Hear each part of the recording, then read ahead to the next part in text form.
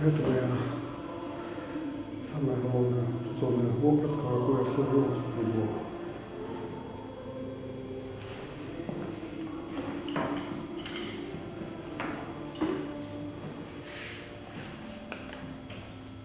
Царква – гэта тот інструмент, які ствараюць чалавека новага, перарабляюць чалавека звычайнага ў чалавека вечнага. Царква для мяне гэта інструмент, які называецца ў будаўніцтве ватарпас, па якому вымяряюцца все правільныя нахілы, все правільныя прямыя лініі, і таму каб добра пабудаваць любы будынак, мой будынак гэта я сам. Я мушу карыстацца гэтай прыладай будаўнічай.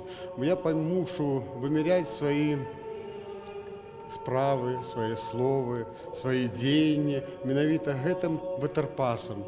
І таму кожны чалавек, калі хоча сапраўды збудаваць сябе як чалавека вечнага, ён мусіць карыстацца гэтай прыладай. Бо без гэтай прылады немагчыма даведацца, роўна ты будуеш ці не. У маім жыцці, у штодзённым, у маім жыцці звычайным, светскім, я шмат чую людзей, якія кажуць, што мне царква не патрэбна, я буду будаваць сябе сам на свой адум. Я не выключаю, што чалавек такі збудуюць сабе дом, свой будынак, але я б дуже не хацеў бы і не пажадаў бы гэтаму чалавеку, каб будаўнікі, якія будуюць ягоны фундамент пад ягоны будынак, не выкарыстоўвалі ватарпас, то есть царкву. І царква, і рэлігія – гэта тыя інструменты, которые нас будуюць.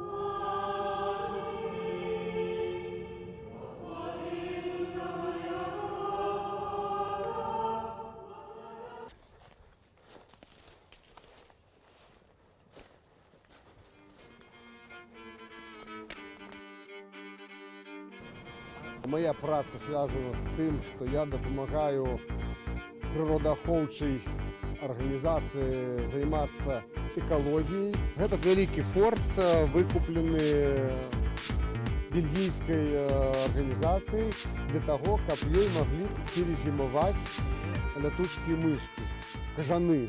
We staan hier voor het fort van Oelegem. Мы цяпер у форце Улегему, старажытнай цытадэлі, якая актыўна выкарыстоўвалася больш за 100 гадоў таму падчас Першай сусветнай вайны у якасці аднаго са звенняў гэтак званай абарончай лініі гораду Антверпен. У форту раней было выключна ваеннае прызначэнне, не болей. Цяпер гэта нешта накшталт гостаў для кажаноў, каб тыя маглі перажыць зіму. Праекты, у якіх бярэ ўдзел Зміцер, і працы, у якіх ён мне дапамагае, гэта, напрыклад, ачышчэнне вось гэтай зоны стральбы. 100 гадоў таму тут быў стальны купал, які прыкрываў дзве вялікія гарматы, здольныя страляць на адлегласць 8 кіламетраў. Цяпер гэтага ўсяго няма, цытадэль занепадае, тут шмат вільгаці.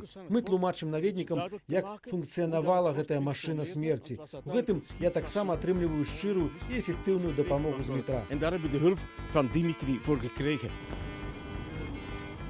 Я себе называю не палітыкам, а палітычным хуліганам, калі так можна назваць, бо гэта сапраўды часам мае акцыі адбываліся на мяжы такога хуліганства, такога палітычнага.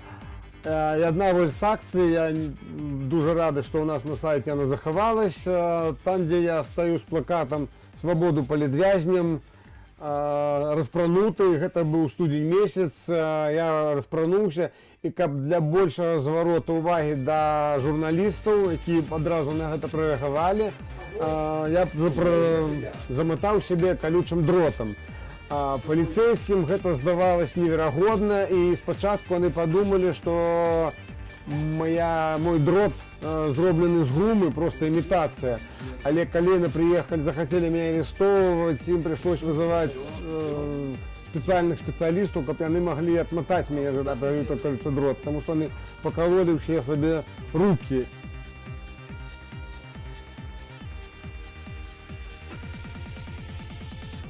Жывецца добра.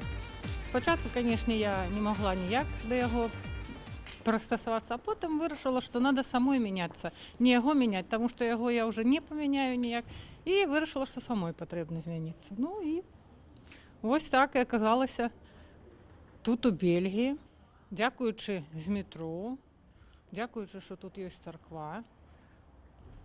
Ну і у Бельгії я відчуваю себе повновартісним чоловіком, маю працю, маю сім'ю, житло. Що більше треба? Человек без любові, і він може перетворити любую добру ідею у дуже недобрі справи. Коли ми візьмемо націоналізм без любові, він хутко перетвориться в нацизм. Коли ми візьмемо комунізм без любові, він хутко перетвориться в фашизм. Коли взяти релігію без любові, вона ризикує стати фанатизмом. Що це не зовсім добре. Тому для мене більш важливо залишатися чоловіком. Чоловіком, який створений Господом Богом.